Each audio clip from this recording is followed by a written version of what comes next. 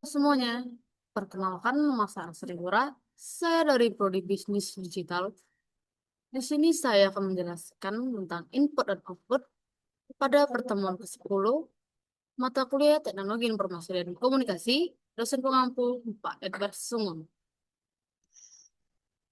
Input ialah data, instruksi atau sinyal yang dimasukkan ke dalam sistem komputer untuk diproses, diolah, dan menghasilkan output. Lalu, ada jenis-jenis keyboard. Yang pertama itu eh, ada jenis-jenis input. Yang pertama itu ada keyboard.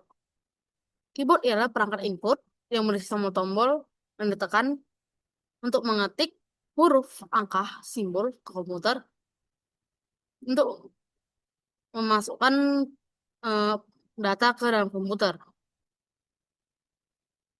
Lalu ada di sini jenis-jenis keyboard.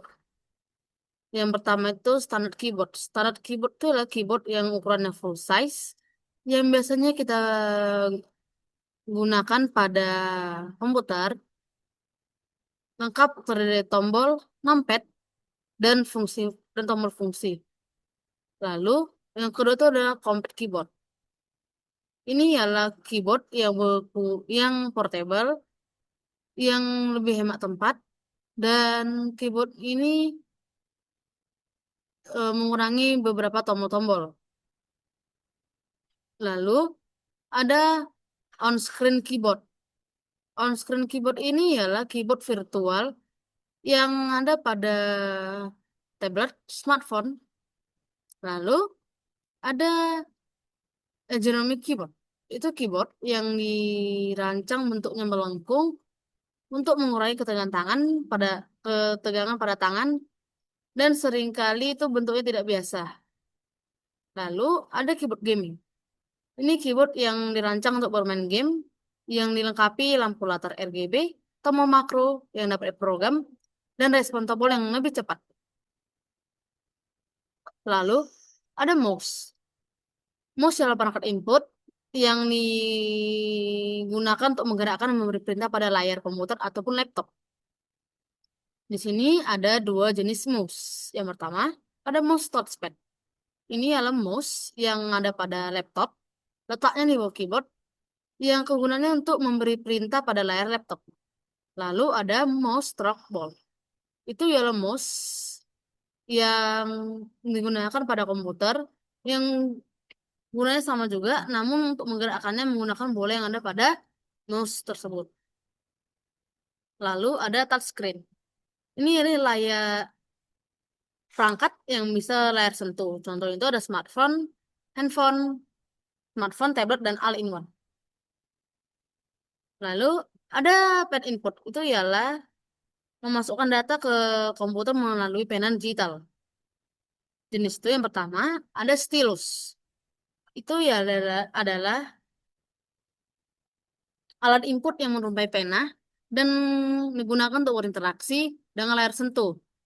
Ini tidak memiliki komponen elektronik yang berfungsi sebagai pengganti jari untuk navigasi dan input yang lebih presisi. Lalu ada digital pen. Ini pena digital yang lebih canggih yang bisa mendeteksi ketekanan. Biasanya ini untuk menggambar, menulis, dan membuat anotasi. Lalu ada graphic tablet.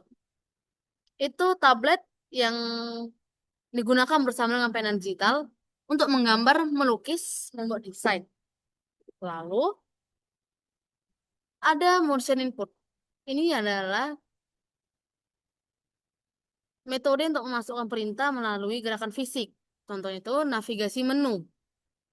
Menggeser menu dan memilih opsi tanpa menyentuh layar. Lalu ada voice dan audio input. Ini adalah cara untuk memasukkan ke data ke dalam komputer menggunakan suara. Contohnya itu asisten virtual. Ini untuk mengontrol perangkat dan mencari informasi dengan perintah suara. Lalu ada video input, webcam, dan DV kamera. Video input ini adalah proses untuk memasukkan video ke dalam komputer atau perangkat elektronik lainnya. Webcam ini fungsinya itu biasanya digunakan untuk video streaming, conversing, atau merekam video pendek. Namun resolusinya lebih rendah. Sedangkan CDV kamera ini resolusinya lebih tinggi dan lebih canggih, seperti zoom optik, stabilisasi gambar, dan kemampuan merekam audio berkualitas tinggi. Ini DV kamera sering digunakan untuk merekam video profesional atau semi profesional. Lalu ada scanner dan reading device. Ini adalah perangkat yang digunakan untuk memasukkan data dari media fisik ke komputer. Pertama itu ada optical scanner. Ini ialah mengubah gambar atau teks fisik menjadi format digital. Contoh itu dokumen scanner. Lalu ada optical readers, OCR dan OMR. Ini fungsinya membaca data dari dokumen menggunakan teknologi optik. OCR ini, Optical Character Recognition, ini untuk mengubah teks dari gambar menjadi teks yang dapat edit. Sedangkan OMR ini untuk membaca tanda coretan pada dokumen. Lalu ada barcode dan QR code. Fungsinya ini untuk mengidentifikasi produk atau informasi. Itu biasa itu digunakan toko toko swalayan, minimarket, dan di gudang. Lalu ada RFID readers. Ini untuk membaca informasi dari tag dari RFID menggunakan gelombang radio. Ini biasanya digunakan untuk pelacakan inventaris, kontrol akses, dan pembayaran tanpa kontak. Lalu ada marketers dan MHR. Ini untuk membaca data dari strip magnetik pada kartu kredit dan kartu identitas. Dan si MHR ini untuk membaca karakter khusus yang dicetak dengan tinta magnetik. Umumnya ini pada cek bank. Di sini ada output. Output ini ialah data yang diberikan komputer setelah memproses input. Di sini ada jenis-jenis output. Yang pertama itu monitor. Monitor ini fungsinya untuk menampilkan informasi visual seperti teks, gambar, dan video.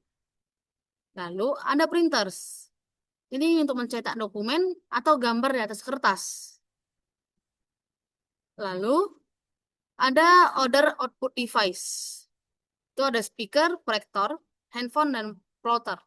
Speaker untuk menghasilkan suara, proyektor untuk menampilkan gambar atau video pada layar besar, handphone untuk menghasilkan suara secara pribadi, plotter itu untuk mencetak gambar vektor dengan ukuran besar.